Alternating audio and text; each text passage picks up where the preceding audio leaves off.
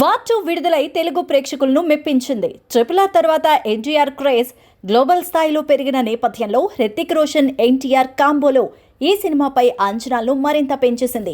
Yash Raj films spy universe లో భాగంగా రూపొందిన ఈ మూవీ స్పై థ్రిల్లర్ జానర్ లో సరికొత్త అనుభవాన్ని అందిస్తోంది. ఇక ఈ సినిమా కథకొస్తే హృతిక్ రోషన్ అంటే కబీర్ క్యారెక్టర్ అనేది కాంట్రాక్ట్ కిల్లింగ్ నిపుణుడు. అతన్ని పట్టుకోవడానికి ఎన్టీఆర్ అంటే విక్రమ్ క్యారెక్టర్ రాయ్ ఏజెన్సీ నుంచి పంపిస్తారు. ఈ క్రమంలో ఆసక్తికరమైన ట్విస్ట్లు, ఎమోషనల్ కాంబినేషన్స్, మాస్ యాక్షన్ సన్నివేశాలతో కథ ముందుకు సాగుతుంది.